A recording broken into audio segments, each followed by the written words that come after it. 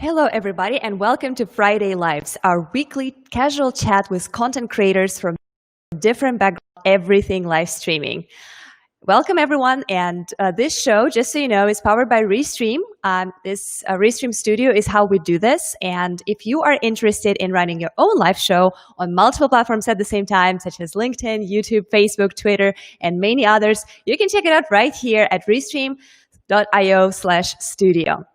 My guest today is Madeline Mann. She is the creator of Self-Made Millennial, and she's also a career coach and talent and learning management professional. So she does HR and tons of different tips for career professionals, for those people who are looking for jobs and for change in their careers. Madeline is also known on LinkedIn by #tangerine tips, and she is going to be here with us sharing her tangerine energy. Hi, Madeline, and welcome to the show. How are you? I'm great. So great to be here. Awesome. It's so glad to have you. I am super excited about this show today. We're going to talk about so many different cool things. We're going to talk about basically two major blocks that we will cover. One is going to be talking about live video and content creating for job seekers, for people who are searching for advancement in their career.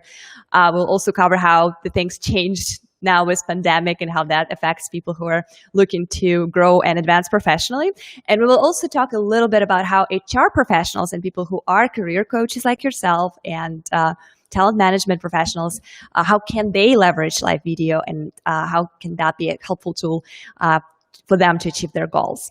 So this is let's go ahead and just start with a quick intro that is done by you. I know I did my little spiel, but I'll let you introduce yourself to our audience. Okay, great. Thank you, Anya. Yeah, so amazing intro. Creator of Self-Made Millennial. I really took my experience in human resources, being the one who was interviewing candidates, who was the one who was reading every scorecard and understanding who was getting through the funnel and who wasn't, and who was being discussed as being promoted in the back room and who wasn't. And I knew that if only more people had the context that I have, they would make much better decisions in their career. And so I started building content, and I ultimately, have built an audience of over 400,000 subscribers and built several courses such as my course Standout Resume and LinkedIn for Thought Leaders. Awesome. No, that's super exciting. I did watch your Self-Made Millennial channel. It's gold. It's just so much insights and helpful tips on very practical things, which is very important, right? There are a lot of people who are talking about generic and philosophical concepts of how to grow professionally. And the beautiful thing about Madeline's channel is that it is actually what you can do today without any kind of labor intense craziness that can improve your chances in growing as a professional tomorrow. So very, very clean, very easy, and very actionable, which I absolutely adore. Definitely my style. So let's just jump onto it. And by the way, for all of our viewers here, I would like to mention that we are going to take your questions. This is your opportunity to talk to career coach and to share your experience, your challenge with career. Maybe you're an HR professional, you have a question for her, like how to handle your goals and tasks better. Please let us know in comments. We will take them in the middle of the show in about 30 minutes from now, and we'll take as many as we can. But let's just first, just to jumpstart this conversation, let's answer a simple question. Why do people who are looking to boost their career should care about live video and live streaming? So what I found about live streaming is that, I've been on social media very actively for the past few years, and a different audience shows up to a live stream. Not just a different audience, but the engagement is different in that if you've ever built any content or put yourself out there on LinkedIn or other platforms, you'll notice that you might not have gotten that much engagement, but then you go to a networking event and people go, oh yeah, you're really active on LinkedIn. And you're like, well, I never see you on LinkedIn. You never say anything to me.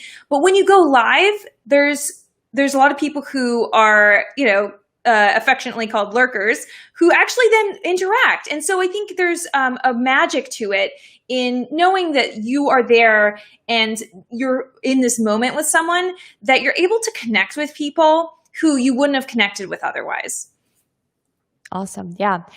So we'll break down this conversation between job seekers and HR professionals. So first, we'll cover things for people who are looking for career investment, and basically, that will be the block of questions that we'll be answering today at the beginning. So. I know as a career coach, you have a lot of people who are coming to you for kind of like one-on-one private consultations and guidance and coaching. What are the most common problems that people are coming to you with, and what are they trying to solve with the help of career coach? I would say the first one is that they feel like they have so much to offer, but no one is giving them that chance. And they usually ascribe it to something of, well, I don't have that experience that they're looking for, or I don't have this pedigree. That is often a thought of just how do I stand out? And it seems like I'm never winning. It seems like, even though I know I can do this job, I'm not rising to the top. So that's the number one thing I see. And then what's interesting is often what people don't lead with, but then once I start to peel back the layers, the second thing is they don't actually know what they want. So there's this idea of I'm going to brand myself very broadly. I'm going to apply to any job that sounds remotely interesting and just hope to see who will pick me up. I call this hitchhiking through your career, where you stick out your thumb and you just see what job picks you up. And there's not a lot of intention there. And the thing is, as an employer, as the person in HR who is conducting these interviews, you can tell someone who has really done their research and the hard work of finding what is their true path and understanding what it takes to get there and being very set on that path, versus someone who is exploring and potentially could use your company as what I call a career experiment, where you don't even know if you're going to stay in that job. You're just kind of like using it as a career experiment to see if you like it or not. And companies don't want to be your career experiment. They want to be the place that you really want to end up in. Yeah, absolutely. I couldn't agree more, of course. And it does help when you know what you want, right? No matter where you are and what you're doing, whether it's relationship, personal life, career, professional, if you're an entrepreneur and you're trying to build a product, it's just a lot easier to do things when you have some kind of like a North Star, right? That's guiding you. So that's great. And that's probably one of the main reasons why career coaches are so helpful, because you can help people to identify that and then package that properly, whether it's your resume or any other content that you're building around your personal and professional brand. So jumping back to the videos and kind of like live streaming. So I'm not sure if that's something that a lot of people believe or it's just like my idea, but I feel like some people think that the videos and live streaming as part of your career journey and your professional brand is only good for certain roles. Like if I'm a social media strategist, or I'm a TV host, or I'm a social media marketer or some kind of marketer, then I should care about live video. But for other roles, not so much. Do you agree with that, or do you think that anyone can benefit from lives? Yeah, so I have a course called LinkedIn for Thought Leaders. And when you look at the types of professionals who are in that course, building thought leadership, engaging with their network, getting exceptional job opportunities and speak opportunities and clients, they come from all different backgrounds. And it's really cool because it's actually, you're kind of in a blue ocean market if you're in a space that is less crowded, like such as career coaching, I would say is a bit more crowded than say, I have someone in the program who's all about Salesforce and talks a lot about Salesforce, and she's getting a lot of great traction. I have another person in the course who's all about AI, and she's doing great work on bringing in an audience and talking about things like that are pretty technical, but when people see that person is my kind of person, you don't need to attract everyone. And matter of fact, if you are attracting everyone, then you're probably being a bit too generic. And so I think really knowing that you have a tribe, you have people who are in your field who really want to talk about these things, but they don't actually, not a lot of people are stepping forward. And so I think that this is such a great way for you as a professional to say, hey, why don't I start this conversation? And that is the key. Starting a conversation, not thinking, oh, I am the all-knowing expert and I'm going to bless you all with my information. People want to start a conversation, and you can be the one to do that. Yeah, absolutely. Yeah, that interactive element is crucial for sure. It's a great way to kind of like showcase you and showcase your capabilities and like how would you sound in real life? Because let's face it, live streaming and live video is as close to being interacting with somebody in person as it possibly gets. There's no editing, there's no opportunity to come back and kind of polish things, right? Like that's just you as you will be at that space. So that's yeah, it's definitely very valuable for a lot of people, but hard to master. Speaking of hardships, like one thing I was always curious about for people who are actively pursuing a career right now, searching for jobs, trying to maybe change things within their own organization or try find something new. What are the most common mistakes that people make when they're job searching, especially if they're trying to change the direction of their career and like start doing something new? So one of the number one things I notice that's a massive mistake when people are career changing is they hold on tight to their previous career. Such as, let's say they are a teacher and they now want to become a graphic designer. You like what a lot of them do is like, I am an educator and I do design. It's like, no, you're not an educator anymore. Like that's obviously there's transferable skills there that we can illustrate, but you need to rebrand yourself. Just as it would be confusing if a company kind of just held on to this past, brand that completely was in a different area. It would just be so confusing. So really fully rebranding yourself, committing to this new path. And it goes back to what I was saying in the beginning is like, do not seem like scattered and unclear and like that everything is a career experiment. So really devoting yourself, changing your headline to the value add to the world, to the step you're going to take, not the job you had last, especially if the job you had last is not in the space that you want to go forward. So really taking the time to think more forward thinking about your profile. A few practical tips could be something like, really focusing on, instead of your about section, maybe just being, your accomplishments in the academic field, which may or may not actually relate to the field of graphic design. Talk about how you became passionate about graphic design. Maybe something in the classroom inspired you, but then talk about that. Talk about some of the projects you've worked on since then, even if they're personal projects, even if you weren't paid anything to do that, that is still valuable experience. And then talk about the future. So start thinking in a future branding state versus I'm just going to report accurately on my past. I call your LinkedIn profile and your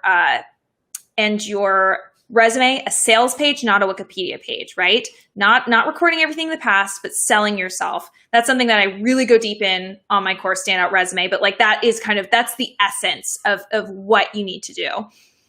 I love that. I love that sales versus Wikipedia approach. That is so clever because a lot of people do actually fall into that trap. And myself included early on in my career, I was that person who was like, all right, I'm going to list all the jobs that I had, when and where, and like why, like what specifically I was doing when actually now when I am actually hiring people and building my team, the first thing I want to know is what did you do in the past? For sure. Yes, I want to know that. But also, why did you do that? And what are you going to bring to the table when I bring you on my team? Like, what are you going to do for me?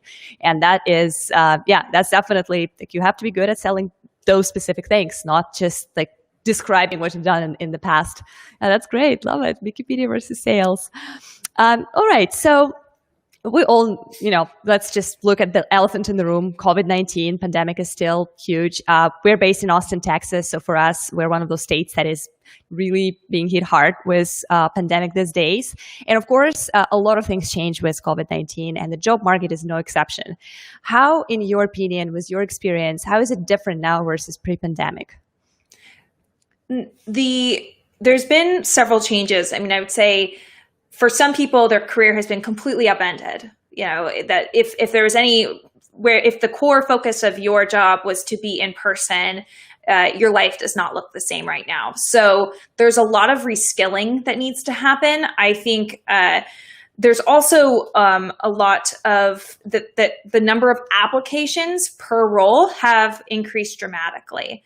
Though it has been interesting because the number of success stories that have come in for me are higher than ever, as far as my students and those who follow my advice. And I think the reason is when there's all these people doing the same thing, everyone's rushing to the job boards. Everyone's going for these same jobs. What I help people do is to stand out, is to go a route that is a bit different.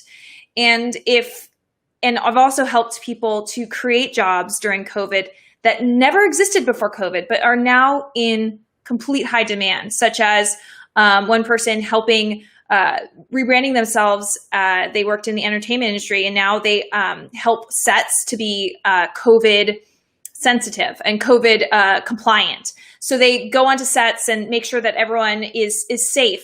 That job obviously never existed before. Another person who is now a webinar moderator, and he gets business coming out of his ears because we work together to rebrand him and create this new job that is in such high demand now. And so the thing that is so interesting is that you can look at COVID as something that will get you down, and now you'll just have to wait until your job comes back into practice and all that kind of stuff. Or you can start getting really savvy. You can start kind of finding where are the gaps in the market and fill those.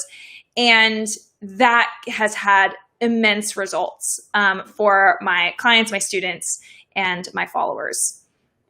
Yeah, definitely. It's so interesting how kind of a silver line right here, right? How coronavirus affected everybody in mostly negative way, right? A lot of people lost their jobs. A lot of people lost their sources of income. But at the same time, it sounds like it created space for some people to reimagine their current professions and also create completely new things, like you mentioned earlier.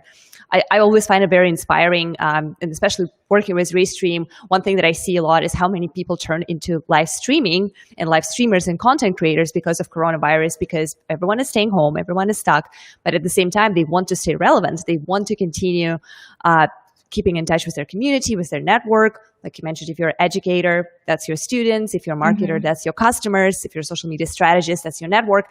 And how a lot of people were like, well, you know what? I can still do all those things. It's just going to be different right now. And I have to adjust. And those people who adjusted are very successful. And those people who are just sitting around and thinking, gosh, I just want everything to be back like pre-coronavirus as soon as possible. Well, that's a strategy too, but it's going to take a while and it might not work. It's definitely interesting thing to mention. So speaking about novelties that we're all dealing with, one thing that is definitely huge these days is live videos and live interviews.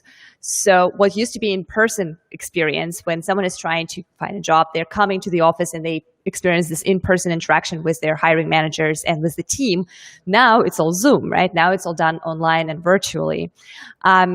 Do you think, I will just try to ask you, since you have a lot of experience with live streaming, to compare those experiences of interviewing via video and live streaming content on social media. How would you compare the two?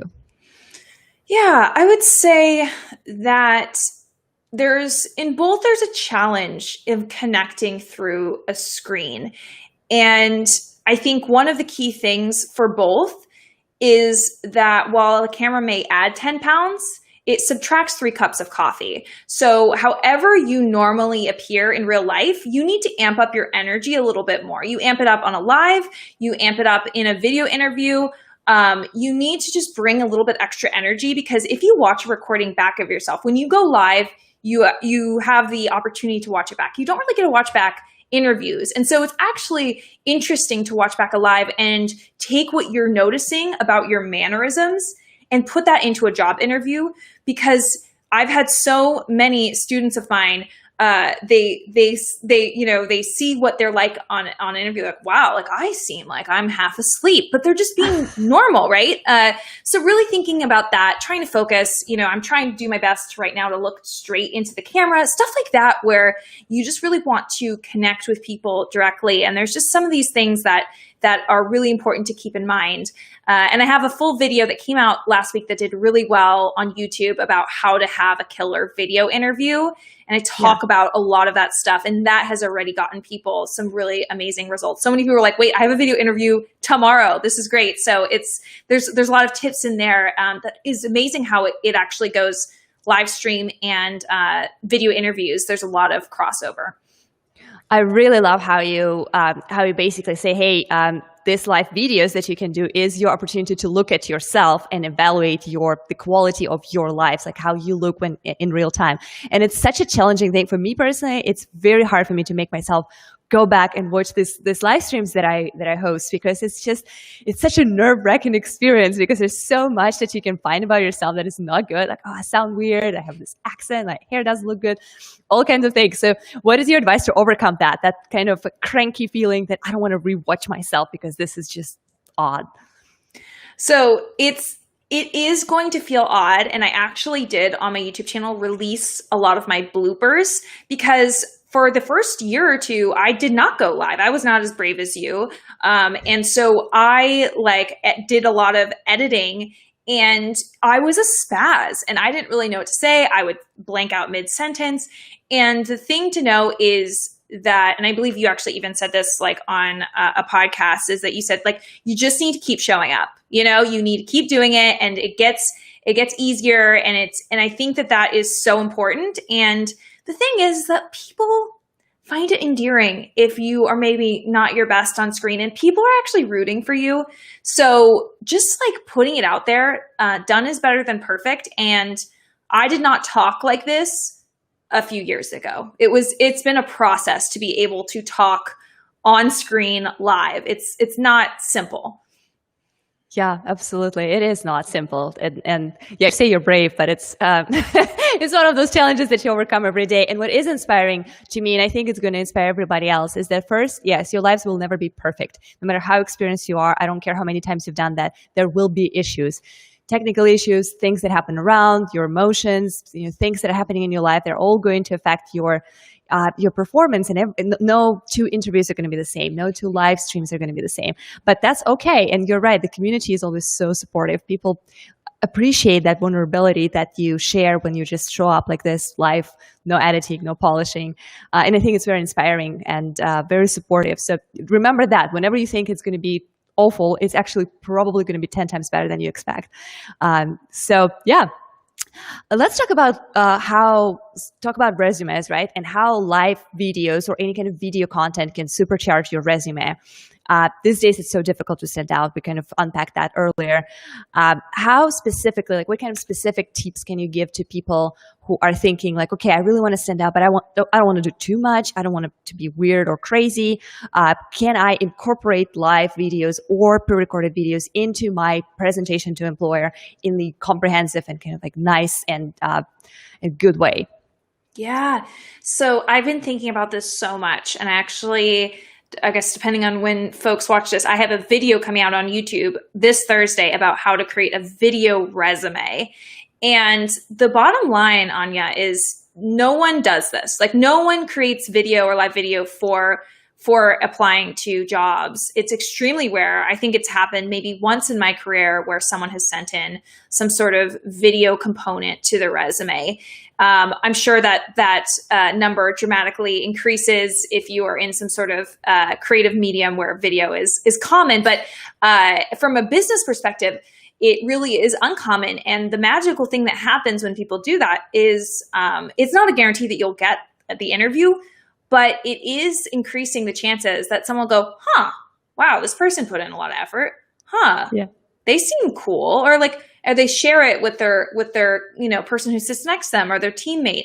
I guess not sits next to them these days, but at least metaphorically. And so I think that really any element where it shows that you are putting forward this extra effort, you're showing your personality. I don't think people should overthink it. I do think people should watch that video because I put a script that you can use and the exact structure and how to do it.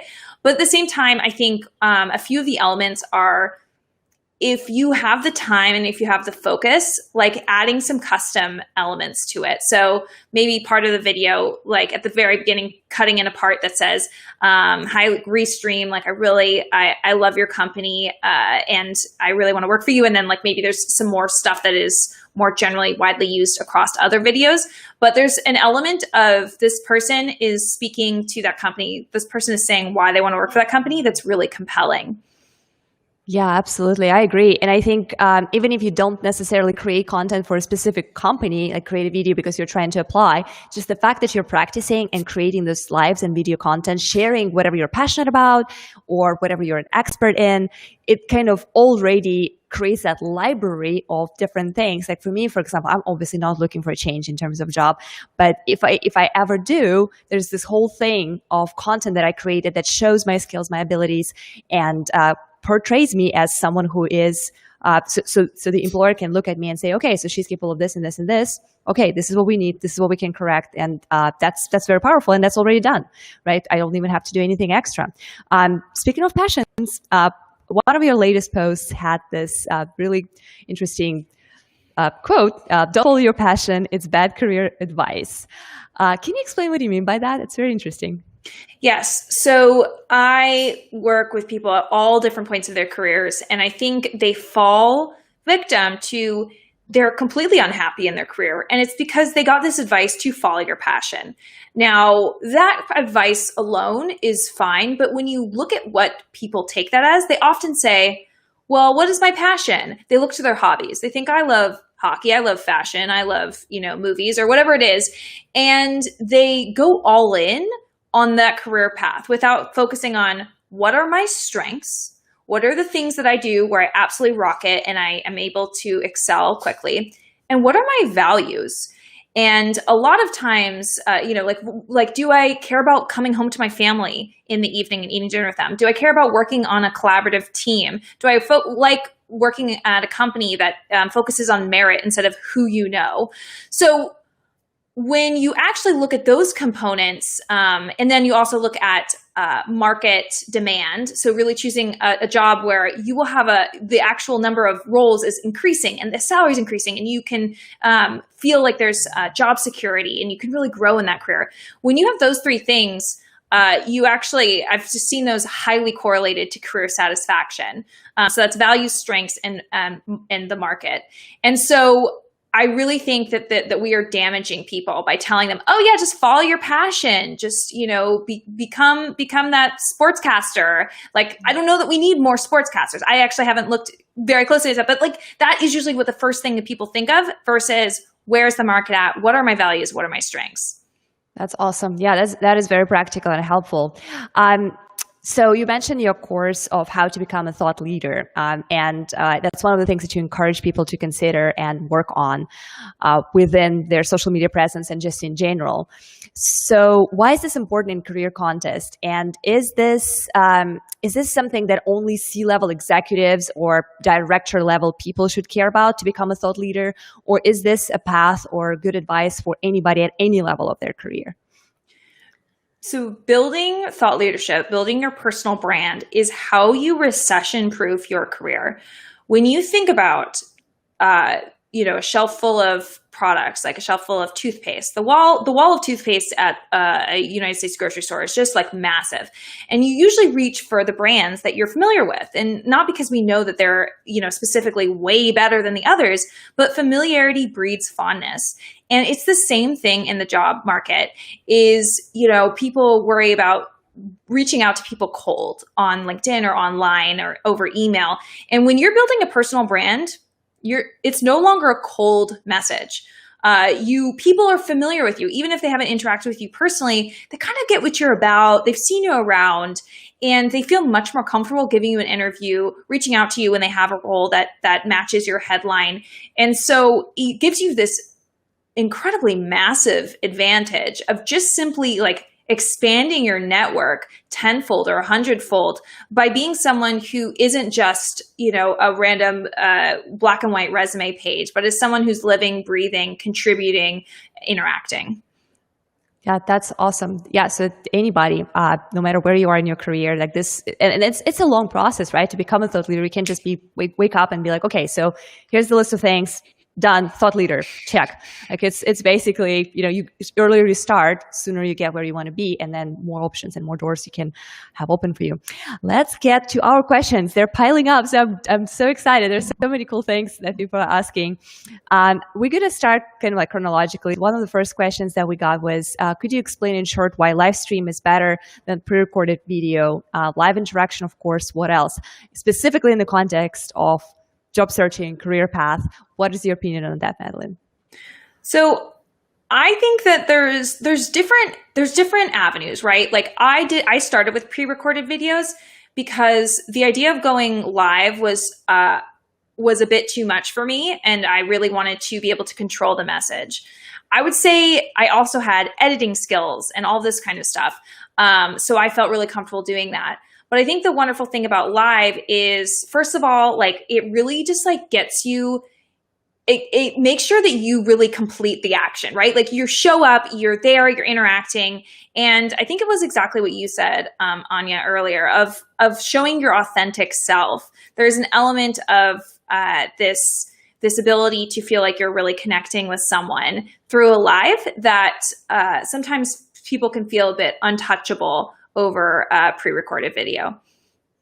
And I think another thing that I'm kind of borrowing from your video that I watched some time ago is that it's also a little bit of a time saver. Like one of the reasons why I started to do the live show is not only because I'm brave, but also because I just can't, write a script and then record and then take multiple takes and then edit and then add special effects and then schedule it and then publish and then see it's just a lot of work. Versus live, a lot of times, as counterintuitive as it sounds, because it's real, it's just like right there. Like you think you need to be prepared and you think you need a lot more time in order to make it good and successful. But actually the community is a lot more forgiving when it's live, and it can actually be it can fast track you. You can go live a lot faster than you can create a good, perfect, polished, well edited pre-recorded video. So just something to consider for busy people. Anastasia here from LinkedIn is asking, is there any list of skills that you recommend to facilitate career change? Good question. So not specifically skills for specific profession, but what do you need to be able to do basically to have that in you to make that shift? Yep. So 60% of your time should be focused on building experience. So it should be really understanding what are the skills that are desired in your chosen profession. And you learn that by asking professionals in that profession of what is important and not just getting random certifications and hoping that that is what is needed. So, and when I say building experience, like truly like building side projects, asking your neighbor who owns their own business if you can, pitch in and get that experience on your resume, whatever it is, spend 60% of your time doing that. Spend 30% of your time building relationships in that field. Again, just having informational interviews, asking to hear people's stories, and really making sure that you're building those relationships, because that's going to, one, fast track you as far as understanding exactly how to position yourself in the market. And two, those are often the people who will give you that job and give you that breakthrough. It's not going to happen tomorrow. It might not happen next week, but in a few weeks, in a few months, they think of like, wow, it was so pleasant talking to Anya, and like I can tell how passionate she is, and she's been keeping me updated with how her journey has been going. And whoop, we just opened a role, and I'm going to reach out to Anya. So that is huge. And then the 10% is reading books, taking courses, just making sure you're staying educated. So if you're allotting your time in that way, you're going to build the right skills. Yeah, absolutely. Yeah, that's great. Thank you so much. There's so many cool comments here, just such as like such an important topic, folks. Thank you so much for sharing this. I'm just going to say thank you very much for your feedback. That's great to hear that you like the topic, and it is definitely. It's a pleasure to read your comments and your little grateful notes. So another one from Anastasia here: how to choose which career to go into? Great question for people who are just starting and who are just kind of like tuning into this career job market. Like, where do you get started? Like, how do you choose so you don't have to switch later, right? Right. So you need to do two things. First is figure out what your strengths are. So really notice what you've done in the past and what what those strengths are underlying, such as, let's say you were really good at chemistry in school. That doesn't mean you need to become a chemist. Maybe it does, maybe it doesn't. But maybe it means that you're really analytical. And so then you think, okay, I'm going to write down analytical. I'm really good at analytical work. And then you look at your values and you really take a close, harsh look at, or just a very, strict look at what do you value, what will make you happy, and be honest with yourself. And once you have those two things, then you need to talk to professionals in all different spaces. For me, what I did is I have a psychology degree, and now I have 2 psychology degrees, but at that point I had 1 psychology degree, and I thought, what do people do with a psychology degree besides become a psychologist? And I talked to many, many professionals, and I ultimately was able to zero in on human resources. And the way I was able to narrow that down was that I was able to look at my strengths and my values and see which of those showed up in those career paths, such as I'm really achievement oriented. I like to rise in the ranks. And if I was to become a psychiatrist, that's a lot of work where you are a little bit more, kind of, you have your own practice and that kind of stuff. There isn't as much teamwork. There isn't as much collaboration, which are my values. So that I knew was pushed off to the side. So anyway, stuff like that, where you just can't. I think if people do it the other way, where they just start applying to jobs, you start getting shiny object syndrome, where you're like, well, that could be good for me. And you throw your values and strengths out the window. Yeah, absolutely. Interesting question. I'm going to kind of like a little rephrase it, because so Nathan is saying, I have 20 followers and got my first tip yesterday. You guys make streaming so much easier. Thank you. Great to hear that. But to kind of elaborate on that a little bit, what if I don't have a huge community, a huge following, and I still want to leverage that live streaming and live video and that content creation thing to become that thought leader? How to not get discouraged that like, oh, but no one is watching, no one is following me, I don't have anybody to create this content to. Yeah, I think that one of the things is some of the bad advice I got early on, which, okay, people just said, just be consistent. And I actually... just be consistent and just have quality content, which I think those are 2 huge pieces, but the word just needs to be removed, because you need to understand a lot of these platforms that you are addressing and understand your audience. I think really taking the time, like I invested a lot of courses, a lot of education on these different platforms. You don't just, there's a lot of really studying the platforms and the art of creating lives, and how building an audience works, I think is really valuable. And I think a lot of people skip that strategy and then just go with being consistent and then end up fizzing out. So I would say invest in yourself and invest in learning these things, because these are transferable skills that will really help you in the long run. Yeah, absolutely. I'll take one more.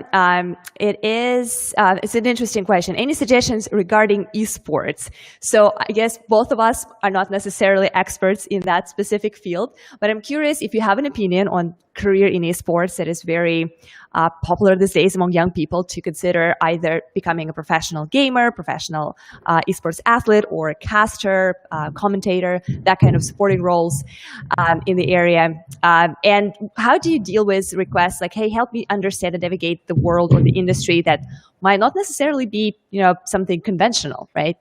Mm-hmm. Yeah. So what I respond to every time when someone says, hey, tell me about this industry, tell me that industry. I could tell you about it. You know who could tell you even better? Find the person who's where you want to be. Find that person. Maybe they're not all the way there yet. Maybe they're just 3 steps ahead of you. But you need to be brave enough to reach out to these people in that space, ask for their time, ask for an informational interview, ask to hear their story, and that will help you tenfold. I can help you with your resume. I can help you get the job. I can help you in the interview. I can help you craft once you really know that path and you know what skills you need to build.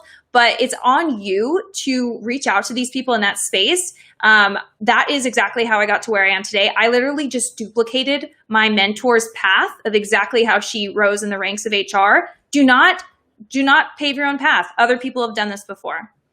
Yeah, absolutely. How to ask for that without showing up kind of like too pushy and too needy, like, hey, you help me. I want to know how to find that like nice and balanced way to approach somebody who already accomplished something without appearing too pushy salesy.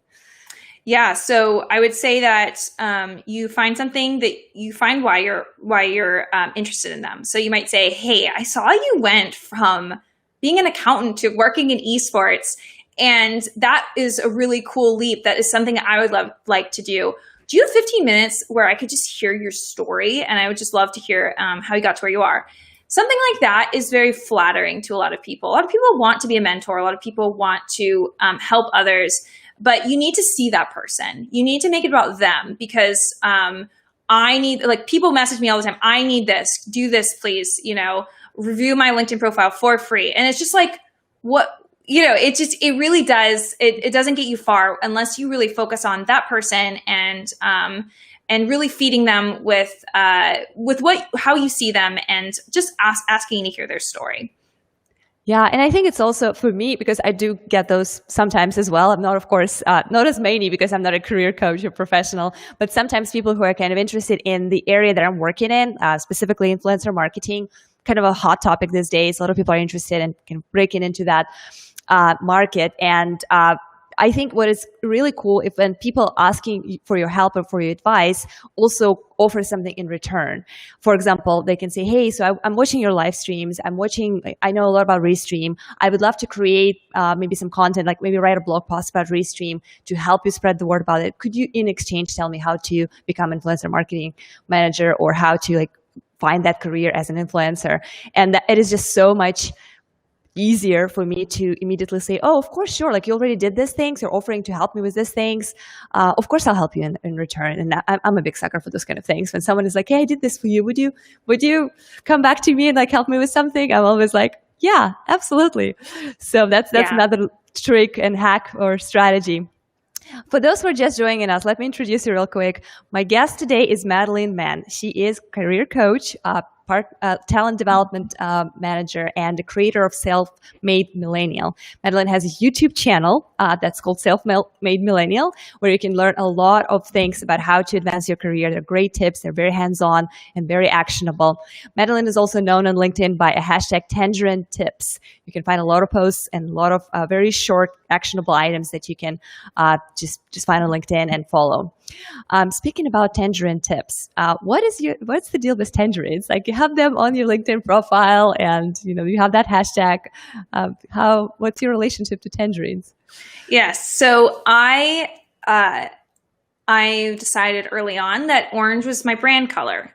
It's my favorite color. It really it's bold. It just feels like me. And so I made an early decision that was going to be everything. If you all follow me on LinkedIn or YouTube or TikTok, you'll see that my photo is like me against a bright orange background. So that is very obvious. So the tangerines, on LinkedIn, I'm very active on LinkedIn, as you mentioned. And what happens on LinkedIn is I was often tagged in paragraphs of names. And I thought, well, you can't find Madeline in there, so I'm going to try something creative. I'd never seen anyone put an emoji in their name on LinkedIn at this point. I'm sure maybe people had done it before, but I had never seen it in my life. And so I was like, I'm just going to like do this, and people are going to hate it, but I'm just going to try it. And so I chose the tangerine emoji because as I was flipping through the emojis, I wanted to choose the emoji that conveyed the least emotion. So I wanted it to be the least, like that they would associate it with anything or another. Like there's an orange heart, which I thought might be too feminine, or, there's other things. And I was just like, no, orange, or just an orange.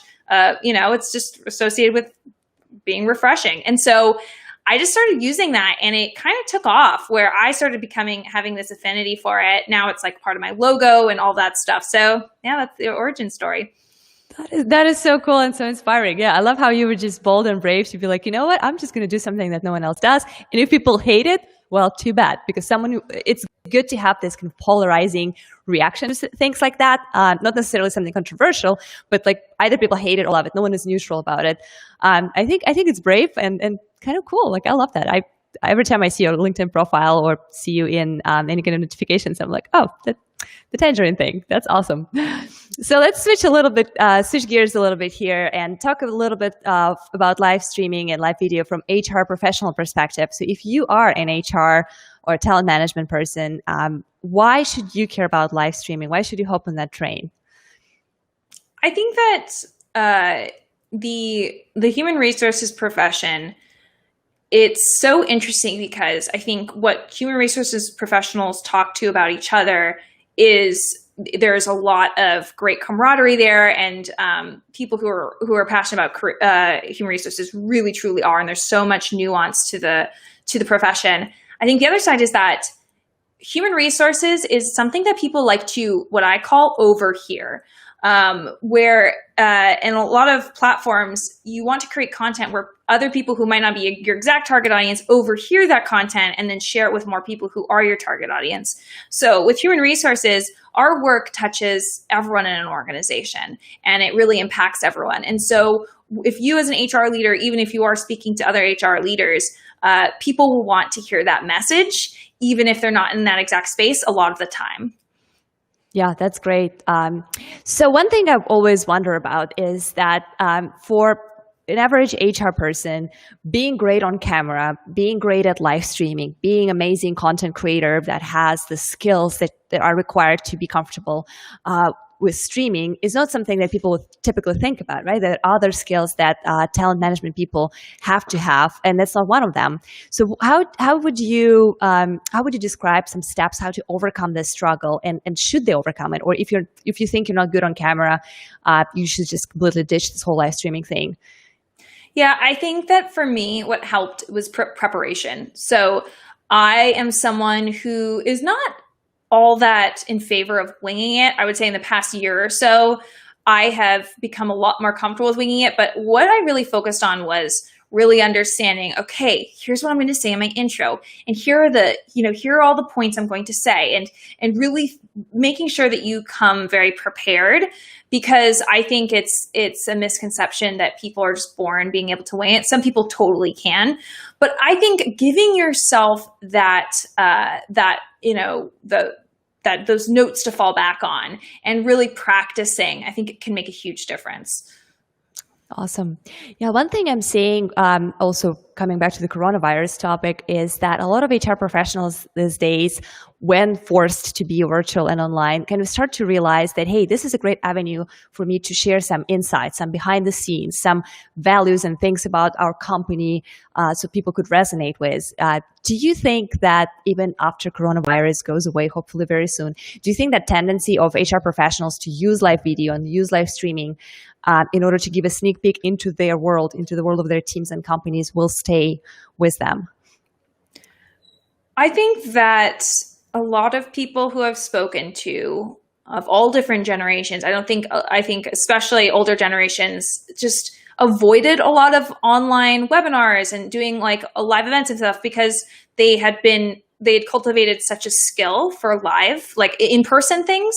And so now they are just out of necessity have been exploring online mediums. And I think they're realizing that you can have people from all different parts of the world, and you can have recordings, and you can really convey some great material digitally. And so I think that the Pandora's box is opened. I think people now knowing that they can do it, they have the capability, there can be good results. I think that we'll see a lot more of it. Awesome. Yeah, absolutely. For an HR professional, do you also have to build a brand for yourself as a career coach or HR specialist in order to be successful at your job? I think that what will really help you be successful in your job in HR is also personal branding within a company. I think really focusing on how people see you in there, being that person that people go to.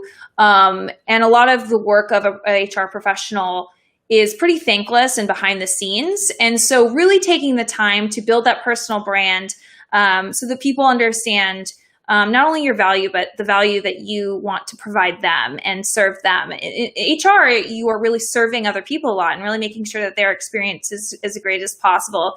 So I think a lot of these things you can also think about within your own company of how am I building that brand as well internally.